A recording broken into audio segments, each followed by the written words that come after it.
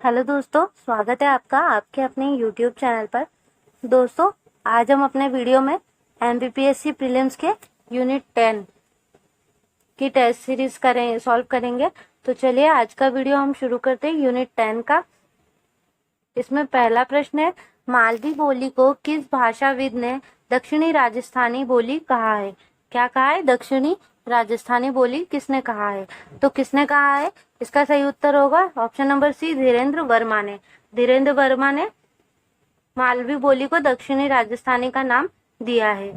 अगला प्रश्न है, बुंदेली बोली का जन्म किससे हुआ है? तो बुंदेली बोली का जो जन्म है वो हुआ है शोरसेनी अपभ्रंश से। शोरसेनी अपभ्रंश से इसका जन्म हुआ है और ये भाषा महाजनपद में बोली जाती थी। महाजनपद काल में शोरसेनी भाषा बोली जाती थी।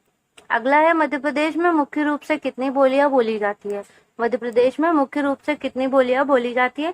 तो मध्य प्रदेश में मुख्य रूप से 4 बोलियां बोली जाती है, मालवी, निमाड़ी, बुंदेलखंडी, बघेलखंडी।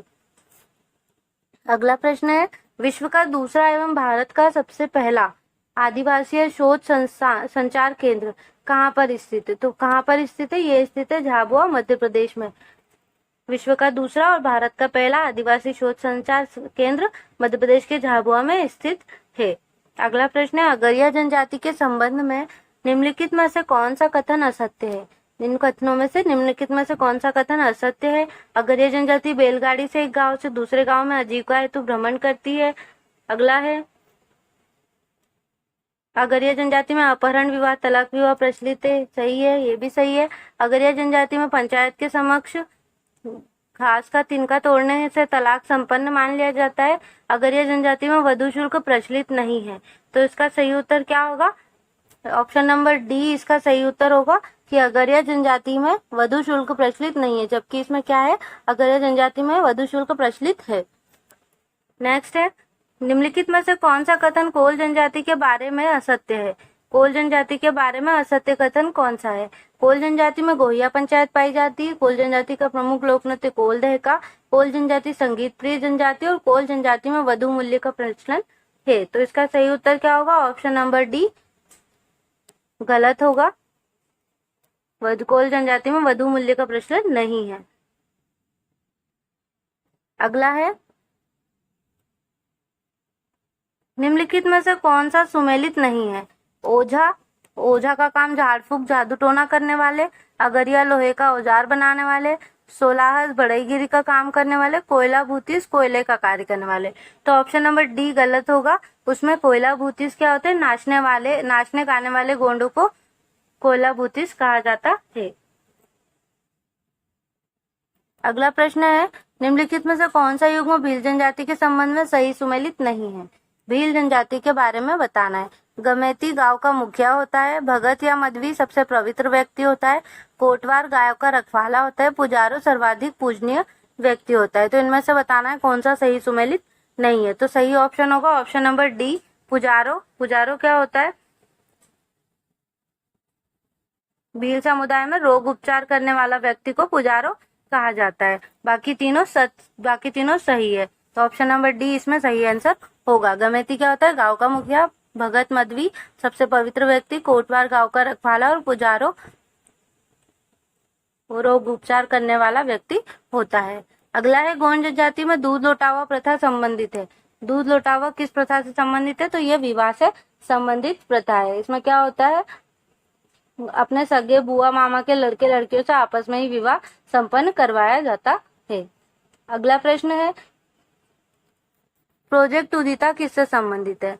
प्रोजेक्ट उदिता किससे संबंधित है? तो यह संबंधित है किशोरियों में महामारी, स्वास्थ्य, स्वच्छता और समुचित महामारी प्रबंधन के लिए जागरूकता और संवेदना को बढ़ाने के लिए प्रोजेक्ट उदिता चलाया जा रहा है।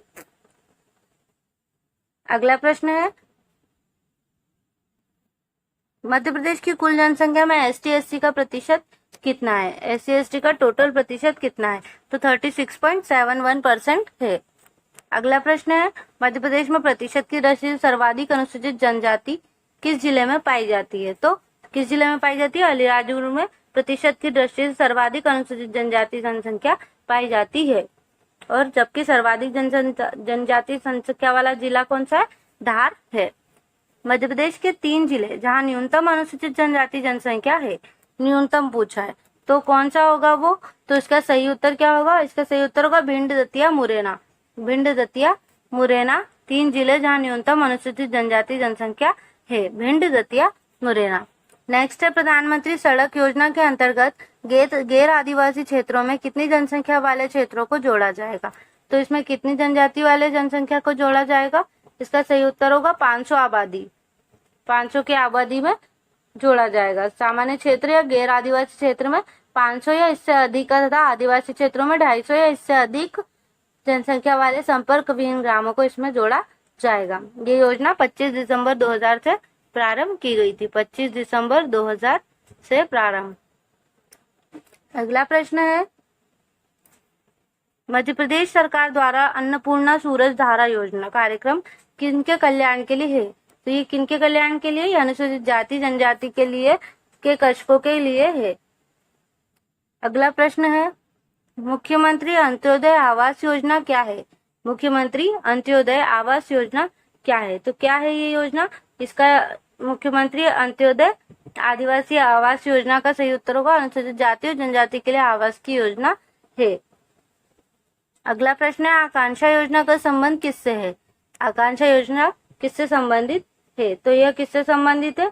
मध्य प्रदेश के शासन विभाग द्वारा अनुसूचित जनजाति वर्ग के लिए 11वीं 12वीं में अध्ययनरत रहते बच्चों के लिए कोचिंग संस्थाओं और प्रवेश की सहायता हेतु ये योजना लाई गई है। तो इसका सही उत्तर क्या होगा? ऑप्शन नंबर है अनुसूचित जनजाति छात्रों को प्रतिस्पर्धात्मक परीक्षाओं में कोचिंग देने हेतु।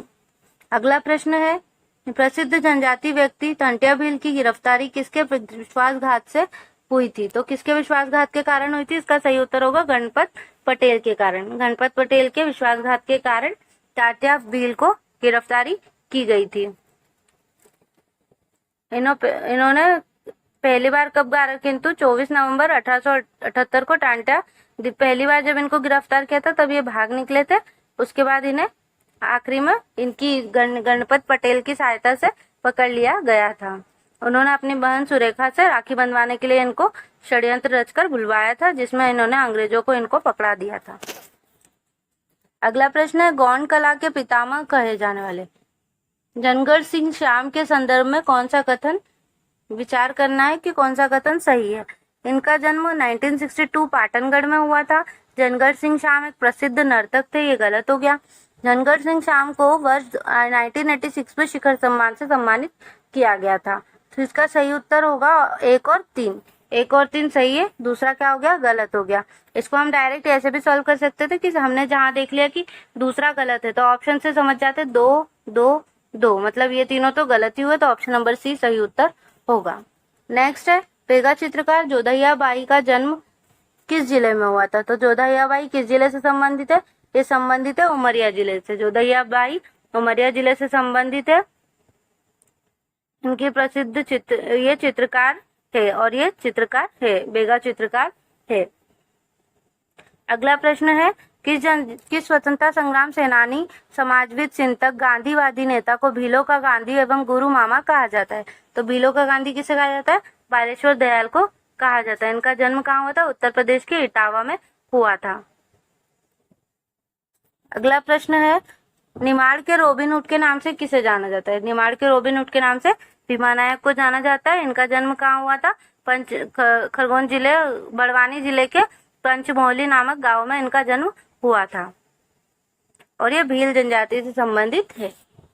अगला प्रश्न है, निम्नलिखित में से किस आदिवासी योद्धा को सजाए काले पानी दी गई थी? तो किसे दी गई थी? भीमा नायक को ही काला पानी की सजा दी गई थी। अंबा पानी के युद्ध में विशेष योगदान दिया था इन्होंने 1857 में और अंग्रेजों की साजिश के तहत इनको 2 अप्रैल 1868 को सतपुड़ा के जंगलों में पकड़ लिया गया था और 29 दिसंबर 1876 को इन्हें फांसी दी गई थी कालापानी में, जो कि पोर्ट ब्लेयर में स्थित है। टांट्या को गुरिल्ला युद्ध में पारंगत किसने किया था? तो इसका सही उत्तर होगा option number D, Tatya Tope ने इन्हें गुरिल्ला युद्ध पद्धति सिखाई थी। अगला प्रश्न है, मध्य प्रदेश में निम्नलिखित सम्मान और उनके क्षेत्र को सुमिलान कीजिए। तो कबीर सम्मान किससे संबंधित है? भारतीय कविता से, भारतीय कविता से कबीर सम्मान संबंधित है। मैथिली शरण गुप्त, ये हिंदी कविता और साहित्य से संबंधित है। लता मंगेशकर, लता मंगेशकर संबंधित है सुगम संगीत से। और कुमार गंधर्व राष्ट्रीय शास्त्रीय संगीत से। तो इसका सही उत्तर क्या होगा? 4-1-2-3, 4-1-2-3।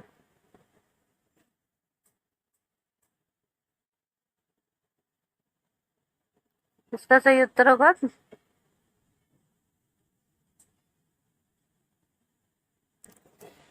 एक सेकेंड, कबीर सम्मान भारतीय कविता से और मैथिली शरण गुप्त हिंदी साहित्य से, लता मंगेशकर सुगम संगीत से और कुमार गंधर्व शास्त्रीय संगीत से। तो सही उत्तर क्या होगा?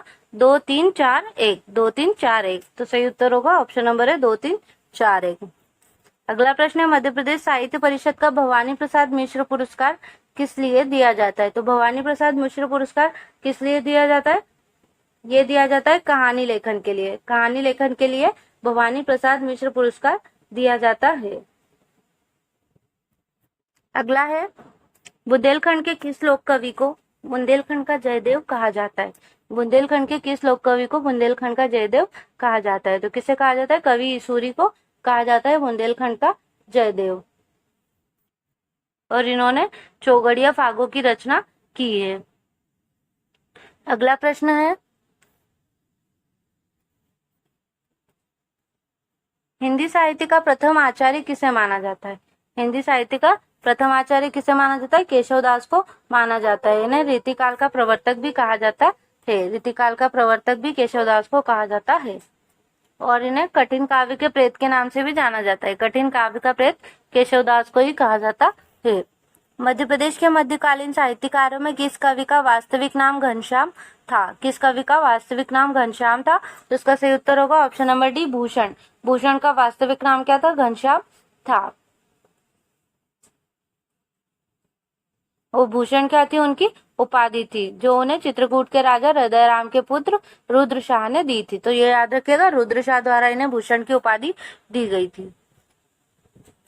अगला प्रश्न, चंपू रामायण किस कवि द्वारा रचित काव्य है? तो चंपू रामायण जो है वो राजा भोज की कृति है। राजा भोज की कृति है चंपू रामायण।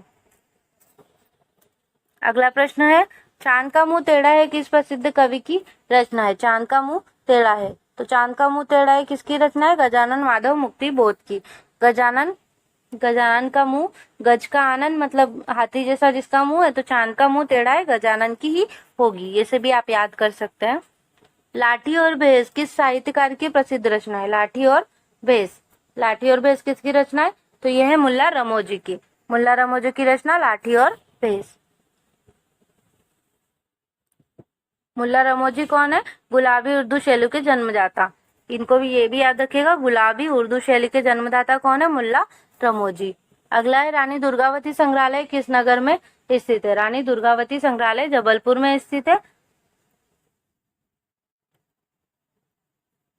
और इसकी स्थापना 1976 में हुई थी। 1976 में इनकी स्थापना हुई थी। अगला है, सांची पहाड़ी की एक चोटी पर मूल पुरातत्व संग्रहालय की स्थापना किसने की थी? सांची की पहाड़ी पर पुरातत्व संग्रहालय की स्थापना किसने की थी? सर जॉन मार्शल ने की थी। अगला प्रश्न है, तुलसी संग्रहालय ब्राह्मवन मध्य प्रदेश में कहाँ स्थित है? तो मध्य प्रदेश में ये कहाँ स्थित है? इसका सही उत्तर होगा ऑप्शन नंबर सी, सतना में स्थित है। और इसकी स्थापना किसने की थी? स्टेट बाबू शारदा प्रसाद जी द्वारा की गई थी। अगला प्रश्न है, मध्य प्रदेश में बादल भोई आदिवासी संग्रहालय कहाँ स्थित है? तो ये स्थित है पातालकोट छिंदवाड़ा में स्थित है। इसकी स्थापना 20 अप्रैल 1954 को की गई थी। 20 अप्रैल 1954 को इसकी स्थापना की गई थी। अगला प्रश्न है, अमेरिका में बिकने वाली मूर्ति राम दरबार के मूर्तिकार कौन थे? तो राम दरबार के मूर्तिकार कौन थे? दिनेश शर्मा जी। दिनेश शर्मा छतरपुर जिले के, इन्होंने राम दरबार नामक प्रतिमा अमेरिका में बेची थी। अगला प्रश्न है, निमाड़ क्षेत्र में गाया जाने वाला मसानिया लोकगीत किस अवसर में गाया जाता है? तो ये किस अवसर में गाया जाता है? मृत्यु के अवसर पर गाया जाता है। यह गीत समूह में गाया जाता है। लोक नृत्यों का राजा किसे कहा जाता है? लोक नृत्यों का राजा कर्मा नृत्य को कहा जाता है। ये गोंड और बेगा जनजाति का प्रमुख नृत्य है और अन्य जातियों में भी इसे किया जाता है। अगला प्रश्न है, गिनीज बुक में शामिल होने वाला मध्य प्रदेश का लोक नृत्य कौन सा है? तो कौन सा है? इसका सही उत्तर होगा ऑप्शन नंबर बी। इसका सही उत्तर क्या होगा? ऑप्शन नंबर बी, कर्मा नृत्य गिनीज बुक रिकॉर्ड में शामिल हो चुका है। कब हुआ था? 2016। 2016 में इसे गिनीज बुक रिकॉर्ड में शामिल किया गया है। अगला प्रश्न है, निम्न में से कौन सा एक उरांव जनजाति का लोक नृत्य है? उरांव जनजाति का लोक नृत्य कौन सा है? तो इसका सही होगा पूजा नृत्य। पूजा नृत्य उरांव जनजाति द्वारा किया जाने वाला नृत्य है। अगला प्रश्न है, मध्य प्रदेश की जनजातियों में लोकप्रिय डोहा नृत्य किया जाता है किसके द्वारा? पुरुषों स्त्रियों दोनों के समूह द्वारा, इनमें से कोई नहीं।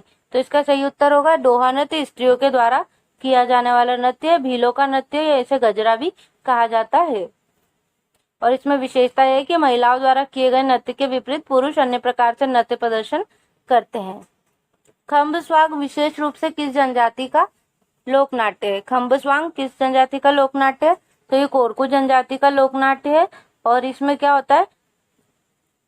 कोरकू आदिवासी की संपूर्ण नाट्य किंवदंतियां होती है। इसमें रावण के पुत्र मेघनाथ ने कोरकुओं को एक बार बड़ी विपत्ति से बचाया था, उसका स्मृति का आयोजन किया जाता है। स्वांग मध्य प्रदेश के किस क्षेत्र का लोक नाट्य है? तो स्वांग बुंदेलखंड का लोक नाट्य है। राय नृत्य के बीच में इसे प्रदर्शित किया जाता है। मध्य प्रदेश की निम्न में से कौन सी बोली नहीं बोली जाती है? मध्य प्रदेश में निम्नलिखित में से कौन सी बोली नहीं बोली जाती है? मालवी, गोंडी, बुंदेलखंडी, कोरवी। तो कोरवी भाषा मध्य प्रदेश में नहीं बोली जाती है। अगला प्रश्न है, कालिदास के किस ग्रंथ में अमरकंटक के सौंदर्य का चित्रण किया गया है? कालिदास के किस ग्रंथ में अमरकंटक का सौंदर्य चित्रण किया गया है? तो कालिदास के ग्रंथ मेघदूतम में अमरकंटक के सौंदर्य का चित्रण किया गया है। अगला प्रश्न है, मध्य प्रदेश में प्रतिवर्ष अखिल भारतीय शास्त्रीय नृत्य उत्सव कहाँ आयोजित किया गया है? अखिल भारतीय शास्त्रीय नृत्य उत्सव खजुराहो में आयोजित किया जाता है। खजुराहो छतरपुर में यह नृत्य आयोजित किया जाता है। यह फरवरी के प्रथम सप्ताह में आयोजित होता है। निम्नलिखित में से मूर्तिकला का प्रसिद्ध स्थान फड़के स्टूडियो कहाँ स्थित है? फड़के स्टूडियो कहाँ स्थित है? धार जिले में स्थित है फड़के स्टूडियो। ये 1933 के में धार के महाराजा के निमंत्रण पर M.R. फड़के ने शहर में कला को बढ़ावा देने के उद्देश्य से इसका निर्माण करवाया था। अगला प्रश्न है, दुष्यंत कुमार पांडुलिपि संग्रहालय कहाँ स्थित है? तो ये स्थित है भोपाल में। इसकी स्थापना 30 दिसंबर 1997 को की गई थी। इसके जो प्रथम अध्यक्ष थे वो थे कमलेश्वर। ये भी आप याद रखिएगा। नेक्स्ट है, घोटुल प्रथा किस जनजाति में पाई जाती है? तो घोटुल प्रथा किस जनजाति से संबंधित है? घोटुल गोंड जनजाति से संबंधित प्रथा है। इसमें क्या होता है? जनजातियों में पाई जाने वाली सांस्कृतिक गतिविधियों का केंद्र है और इस प्रथा को जोड़ विड़चना भी कहा जाता है। गौर नृत्य किस जनजाति का संबंधित नृत्य? तो गौर जनजाति दंडामी मुड़िया जनजाति का गौर नृत्य मुड़िया जनजाति का नृत्य है। अगला प्रश्न है, मध्य प्रदेश में प्रतिवर्ष निमाड़ उत्सव कहाँ आयोजित किया जाता है? तो निमाड़ उत्सव कहाँ आयोजित किया जाता है? ये किया जाता है महेश्वर में। खरगोन जिले के महेश्वर में 3 दिनों के लिए आयोजित किया जाता है। 3 दिनों के लिए, ठीक है। भारत भवन कहाँ स्थित है? तो भारत भवन भोपाल में स्थित है। इसकी स्थापना 13 फरवरी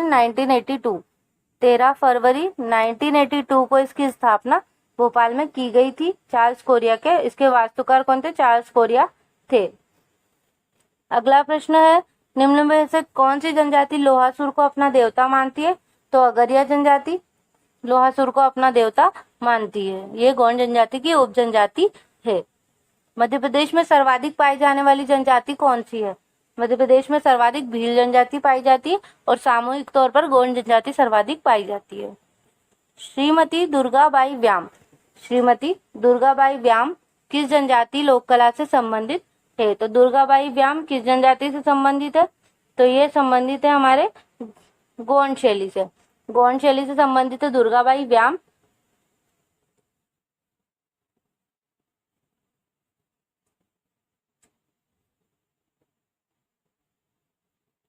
और ये भोपाल में जनजाति कला की गोंड शैली में कार्य करती है। अगला प्रश्न है, आनंद सिंह श्याम एवं धनैया बाई कलाकारों का संबंध निम्नलिखित में से किस कला से है? तो ये किस कला से संबंधित है? गोंड चित्रकला से संबंधित है। आनंद सिंह श्याम और धनैया बाई का संबंध गोंड चित्रकला से है। अगला प्रश्न है, निम्नलिखित में से मध्य प्रदेश की एक भित्ति चित्रकला है? तो दिवासा, दिवासा क्या है? एक भित्ति चित्रकला है। ये मालवा क्षेत्र की भित्ति चित्रकला है। इसके अलावा मालवा की और भित्ति चित्रकला कौन सी है? सवनाही, मांडना, चित्रावन आदि भी मालवा क्षेत्र की भित्ति चित्रकला है। अगला प्रश्न है, मध्य प्रदेश में पगलिया किस अंचल की लोक चित्रकला है? तो पगलिया किस अंचल में मांडा जाता है? तो ये है निमाड़, निमाड़ वाले क्षेत्र में पगलिया बनाए जाते हैं। शिशु के जन्म के अवसर पर पगलिया चित्र बनाकर इसे भेजे जाने का रिवाज है। अगला प्रश्न है, निम्न में से क्या एक लोक चित्रकला है? तो थापा, थापा क्या है? एक लोक चित्रकला है। इसमें निमाड़ अंचल के लोग मटकी प्रदेश का जो एक मटकी प्रदेश नृत्य है, तो यहाँ पर छापे माना हाथ से छापे बनाए जाते हैं, उन्हें थापा प्रथा कहते हैं। अगला प्रश्न है, मध्य प्रदेश की कला के संबंध में मामूलिया क्या है? मामूलिया क्या है? तो यह क्या है? एक लोक नृत्य। मामूलिया क्या है? एक लोक नृत्य है। अगला प्रश्न है, निम्न में से कौन सा विकल्प बघेलखंड अंचल की चित्रकला को दर्शाता है? तो बघेलखंड की चित्रकला को कौन दर्शाता है? इसका सही उत्तर होगा कोहबर। कोहबर क्या है? बघेलखंडी चित्रकला का उदाहरण है। अगला प्रश्न है, बटहोली, बटहोली नामक प्रसिद्ध पात्र किस धातु के बने होते हैं? तो ये बने होते हैं कांसा के, कांसे के बने होते हैं बटहोली। और ये सतना जिले के उचेहरा में बनाए जाते हैं। और जो नरसिंहपुर जिला है, यहाँ पर चिचली में पीतल और तांबे की कलात्मक वस्तुएं बनाई जाती है। ये याद रखिएगा, बटहोली क्या है? कांसे का पात्र है। अगला प्रश्न है, मध्य प्रदेश के टेराकोटा शिल्प के लिए प्रसिद्ध है? तो मध्य प्रदेश में टेराकोटा के लिए कौन सा जिला प्रसिद्ध है? मंडला। मंडला क्या है? टेराकोटा के लिए प्रसिद्ध है। ऑप्शन नंबर डी इसका सही उत्तर होगा। अगला प्रश्न है, उज्जैन की छिपा शिल्प वस्तुतः क्या है? उज्जैन की छिपा शिल्प, तो ये क्या है? हाथ के द्वारा कपड़े पर उकेरा गया शिल्प को क्या कहते हैं? छिपा शिल्प कहा जाता है। मध्य प्रदेश में गुड़िया शिल्प हेतु कौन सा नगर प्रसिद्ध है? तो गुड़िया शिल्प के लिए कौन सा? इसका सही उत्तर होगा ग्वालियर की गुड़िया। तो ग्वालियर क्षेत्र प्रसिद्ध है गुड़िया शिल्प के लिए। यहाँ पे रंगीन चिंदियों और कागजों से गुड़िया को बनाया जाता है। अगला प्रश्न है, भरेवा शिल्प हेतु मध्य प्रदेश का कौन सा जिला प्रसिद्ध है? भरेवा शिल्प हेतु, तो सही उत्तर होगा ऑप्शन नंबर डी, बैतूल जो है वो भरेवा शिल्प के लिए प्रसिद्ध है। अगला है, मध्य प्रदेश में किस जनजाति समूह द्वारा मेघनाथ पर्व मनाया जाता है? तो मेघनाथ उत्सव किस जनजाति के द्वारा मनाया जाता है? तो ये गोंड जनजाति के द्वारा मनाया जाता है। अगला प्रश्न है,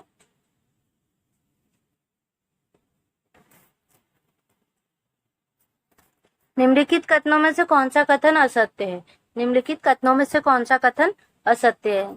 तो इसका सही उत्तर होगा निर्जा त्योहार दशहरा के 9 दिन पूर्व मनाया जाता है। निर्जा त्योहार दुर्गा की पूजा, सुहारा मालवा का प्रमुख त्योहार है और घडलिया पर्व निर्जा के 9 दिन के बीच में मनाया जाता है। तो इसका सही उत्तर क्या होगा? इसका सही उत्तर होगा ऑप्शन नंबर सी, सुहारा मालवा का प्रमुख त्योहार है। सुहारा कहाँ मनाया जाता है? बुंदेलखंड में मनाया जाता है और ये मालवा के घडलिया पर्व की तरह ही होता है।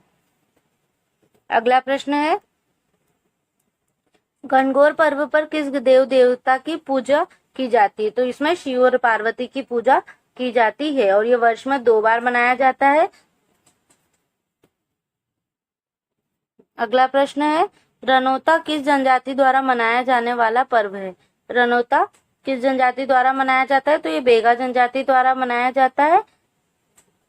मधुमक्खियों की पूजा इसमें की जाती है। इसे रसनवा भी कहा जाता है। छला उत्सव किनके द्वारा मनाया जाता है? छला उत्सव किसके द्वारा मनाया जाता है? तो अविवाहित पुरुषों के द्वारा छला उत्सव मनाया जाता है। अगला है, मध्य प्रदेश में उन्नाव का मेला। मध्य प्रदेश में उन्नाव का मेला कहाँ आयोजित होता है? तो उन्नाव का मेला दतिया में आयोजित होता है।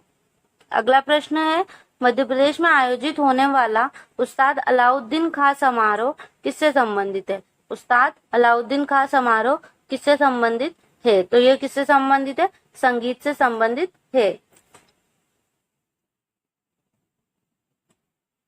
और निम्न में से कौन सा अबुझमाड़िया आदिवासियों का प्रमुख पर्व है? तो इसका सही उत्तर होगा option number B, Kaksar. Abujhmaria आदिवासियों का प्रमुख पर्व काकसार पर्व है और ये स्त्री और पुरुषों को एकांत प्रदान करने वाला पर्व है। इसमें युवा लड़के लड़कियां एक दूसरे के गांवों में नृत्य करते हुए पहुंचते।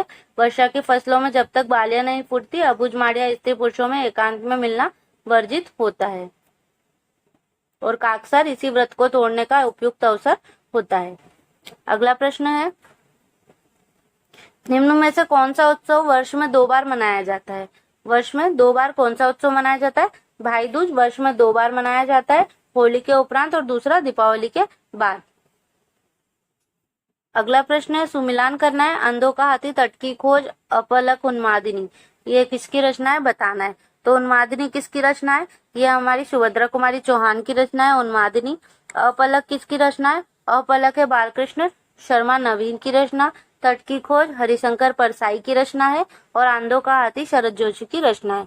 तो सही उत्तर होगा 4 4 3 1 2 4 3 1 2। ऑप्शन नंबर सी इसका सही उत्तर होगा।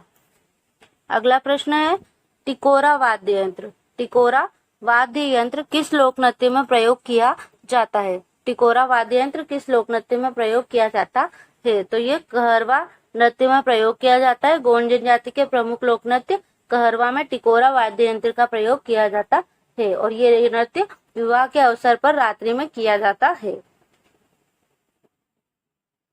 अगला प्रश्न है, रीना नृत्य किस जनजाति का पारंपरिक नृत्य है? रीना नृत्य किस जनजाति का पारंपरिक नृत्य है?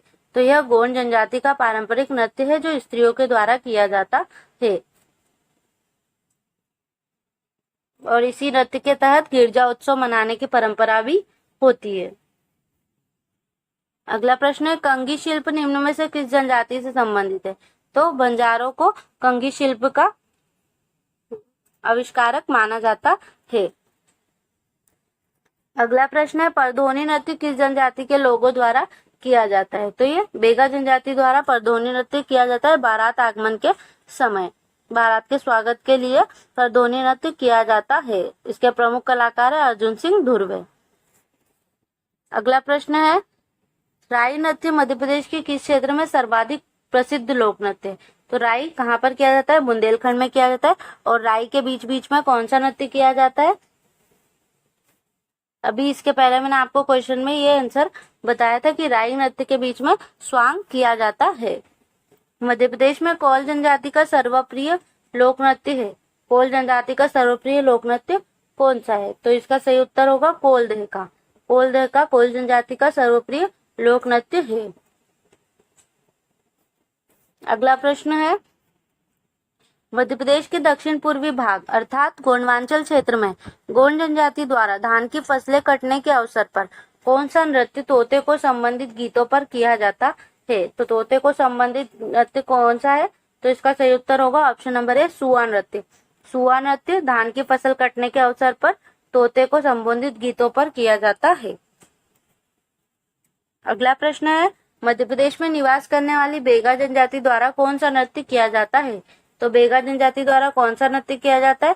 सेला नृत्य। सेला नृत्य बेगा जनजाति द्वारा किया जाता है।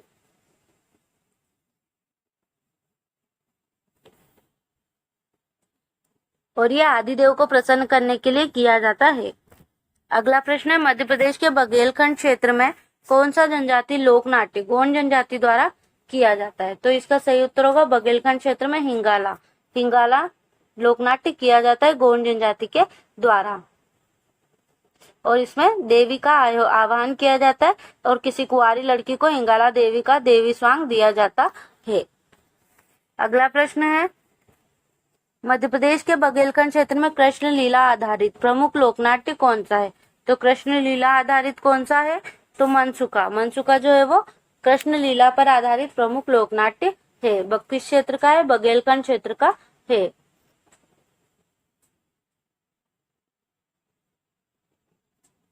अगला प्रश्न है, मध्य प्रदेश का वह संग्रहालय जो जनजाति विकास और लोक कलाओं तथा भवनों की विशेष प्रदर्शन करने के लिए है, तो वो कौन सा है? तो उसका सही उत्तर होगा इंदिरा गांधी राष्ट्रीय मानव संग्रहालय भोपाल का जो है वो है। और इसकी स्थापना कब हुई थी? इसकी स्थापना हुई थी 21 मार्च 1977 को। 21 मार्च 1977 को इसकी स्थापना की गई थी। इसे 1985 में राष्ट्रीय मानव संग्रहालय और 1993 में इंदिरा गांधी राष्ट्रीय मानव संग्रहालय नाम प्रदान किया गया था, और ये मध्य प्रदेश का सबसे बड़ा संग्रहालय है। भरनोटी मध्य प्रदेश में निवास करने वाली किस जनजाति की मूल बोली है? भरनोटी बोली किस जनजाति द्वारा बोली जाती है? तो भारिया जनजाति की बोली है भरनोटी। अगला प्रश्न है, मध्य प्रदेश की किस जनजाति में सिडोली प्रथा का प्रचलन है? तो सिडोली प्रथा का प्रचलन है कोरकू जनजाति में सिडोली प्रथा का प्रचलन है। पूर्वजों को देव पितर में शामिल करने के लिए सिडोल पर्व मनाया जाता है। अगला प्रश्न है, मध्य प्रदेश के पहाड़ी ढलानों में खड़े वृक्षों को काट कर वेबर कृषि की जाती है किस जनजाति के द्वारा? तो बेगा जनजाति द्वारा वेबर कृषि की जाती है। अगला प्रश्न है, बेगा जनजाति में जादू टोना भूत प्रेत बाधाओं और झाड़ फूक करने वाले व्यक्ति को क्या कहा जाता है? तो झाड़ फूक करने वाले व्यक्ति को कहा जाता है गुनिया। क्या कहा जाता है? गुनिया कहा जाता है।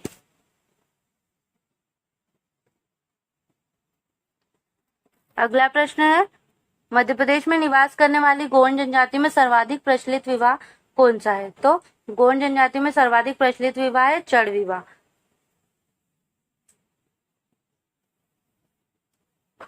अगला प्रश्न है, भील जनजाति को कितने वर्गों में विभक्त किया गया है? तो 4 वर्गों में इन्हें विभक्त किया गया है। भील, भिलाला, पटलिया और राठ, और धानुका और नायकड़ा इसके उपवर्ग है। और बसंत निर्गुण के सर्वेक्षण के आधार पर भील जनजाति के 71 गोत्र प्रकाश में आए हैं। बहुधा कथीर का प्रचलन मध्य प्रदेश की किस जनजाति में सर्वाधिक पाया जाता है? तो भील जनजाति में बहुधा कथीर का प्रचलन पाया जाता है। भील स्त्रियां पुरुष शरीर के विभिन्न अंगों में कथीर, चांदी और कांसे की धातु से निर्मित गहने पहनते। बहुधा कथीर का प्रचलन भील जनजाति में सर्वाधिक पाया जाता है। मध्य प्रदेश में विशेष पीढ़ी जनजाति समूह के विकास के लिए कितने अभिकरण कार्यरत है? तो टोटल 11 अभिकरण कार्यरत है जो 15 जिलों में विस्तारित है। अगला प्रश्न है, वर्ष 2011 की जनगणना के अनुसार मध्य प्रदेश में अनुसूचित जनजातियों की जनसंख्या कितनी है? तो अनुसूचित जनजाति की जनसंख्या है 153,16,784। मध्य प्रदेश की कुल जनसंख्या का 21.09%, ये भी याद रखिएगा।